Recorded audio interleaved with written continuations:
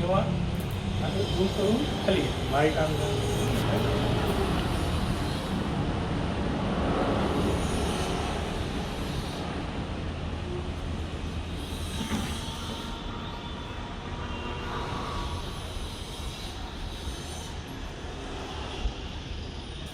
माहिती अधिकार संघटनेचा जिल्हा संघटक आहे। मी या संदर्भात सातपुते साहेबांना 2-3 वेळा गेल्या महिनाभरात भेटलेलो आहे। त्यांना या कामी सुसूत्रता यावी या संदर्भात आम्ही अनेकदा चर्चा करायचा प्रयत्न केला, तर त्यांचं असं म्हणणं आलं, मी आलोय ना, मी आता व्यवस्थित करणार आहे, मागचं काय सांगू नका। आमचं असं म्हणणं आहे की जर का सातबाऱ्यावर वन विभागाचा चेहरा नसेल तर जिल्हाधिकाऱ्यांनी ॲक्च्युली इकडे एमएससीसाठी पत्रच पाठवू नये, आणि जर पत्र पाठवले असतील तर फॉरेस्ट विभागाने सातबाऱ्यावरचा चेहरा जर नसेल तर पटकन ती पत्र माघारी पाठवून द्यावे की ह्या सातबाऱ्याचं अवलोकन केले असता वन विभागाचा कुठलाही हक्क दिसून येत नाही, असं ते उलट टपाली पाठवू शकतात। मात्र खालच्या ऑफिसला पाठवणे, तालुक्याच्या ऑफिसला पाठवणे, त्याचा सर्वे करणे, पंचनामा करणे, ह्या अनावश्यक गोष्टी वन विभागाकडून घडत आहेत। त्यासाठी 2000 रुपये फी ही पक्षकारांकडून भरून घेतली जाते, त्याची पिळवणूक केली जात आहे। यासाठी मार्ग काढण्यासाठी सातपुते साहेबांना 2-3 वेळा भेटलो आपण, त्या संदर्भात कलेक्टर साहेबांबरोबर एकत्र मीटिंग करू असंही त्यांना बोललो, तर त्यांची जी मगरुरीची भाषा आहे, कुठल्या आधारे बोलतात, कुठल्या गावातून आलेत आणि कुठल्याही अधिकाऱ्यांनी आमच्या जिल्ह्यात येऊन, आमच्या गावात येऊन आमच्या जनतेवर असा रुबाब दाखवणं एकदम चुकीची गोष्ट आहे। हे पब्लिक सर्वंट आहेत, म्हणजे जनतेचे पर्यायानं आमचे सगळ्यांचे सेवक आहेत, त्यांनी सेवकांप्रमाणे वागावे, आणि जर अशीच त्यांची भूमिका असेल तर त्यांना सातारा हिस्सा व्यवस्थित दाखवण्यात येईल।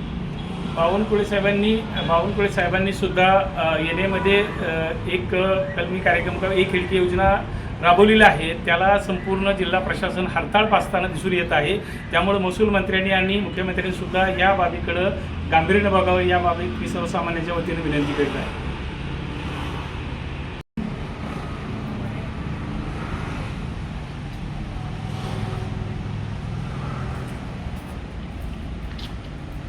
नमस्कार, मी महारुद्र तिकुंडे, माहिती अधिकार कार्यकर्ता।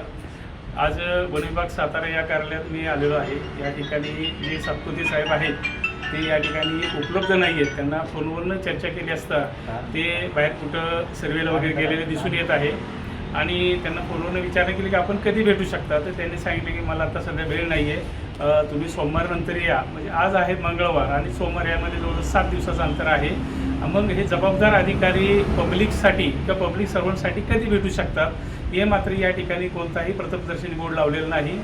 महत्त्वाचा मुद्दा असा आहे की मी ह्या कार्यालयामध्ये आलो असता या ठिकाणी मागं प्रथमदर्शनी दिसत असेल की लाच घेणे देणे हा गुन्हा आहे, हा यांचा लाचलुचपत प्रतिबंधक विभाग महाराष्ट्र शासन यांचा बोर्ड लावलेला आहे प्रथमदर्शनी, ही आनंदाची बाब आहे। परंतु या कार्यालयामध्ये आला असता पब्लिकची कामं देवाणघेवाणीशी होत नाहीत यावरून दिसून येत आहे। या ठिकाणी माननीय जिल्हाधिकारी यांनी बांधकाम परवानगी संदर्भात काही एनओशा कार्यालयाकडून मागणी केली आहेत। या एनओशा कित्येक दिवस, कित्येक महिने प्रलंबित असतात, आणि या ठिकाणी या कार्यालयाकडनं ती कामं होताना दिसून येत नाही। म्हणजे याचा अर्थ या ठिकाणी त्यांचे आर्थिक तडजोडीचे लागेबंदे असल्याचे दिसून येत आहे। आणि संबंधित अधिकाऱ्याला फोनवरनं विचारणा केली की साहेब अशाची एनओसी आहे, ती तुमच्या ऑनलाईनला आहे, तेवढी तयार करून द्या। याच्यामध्ये एनओसी देणं म्हणजे कुठलं काय मोठं काम नाही आहे, तरीही संबंधित अधिकाऱ्याने त्याला प्रतिसाद दिलेला नाही आहे, आणि त्यामध्ये त्यांची चिरीमिरी अपेक्षित आहे असं त्यांच्या फोनवरून बोलण्यावर लक्षात आलेलं आहे। त्यामुळं लाचलुचपत विभागानं नुसते प्रथमदर्शनी बोर्ड लावण्यापेक्षा संबंधित अधिकारी आणि कार्यालयावर असे प्रलंबित कामं का ठेवली याबाबत सुद्धा कार्यवाही करणं अपेक्षित आहे। आणि माननीय जिल्हाधिकारी यांनी सुद्धा आढावा मीटिंगमध्ये या बाबतीत खातरजमा करणं गरजेचं आहे की तुमच्याकडे कोणकोणती आणि किती प्रकरणं प्रलंबित, काय कारणासह, हे सुद्धा आढावा घेणं गरजेचं आहे। त्यामुळं मी लाचलुचपत विभाग सातारा आणि माननीय जिल्हाधिकारी सातारा यांना विनंती करतो की संबंधित कार्यालयाची योग्य ती चौकशी आणि प्रलंबित कामाची चौकशी व्हावी, ही विनंती। जय हिंद, जय महाराष्ट्र।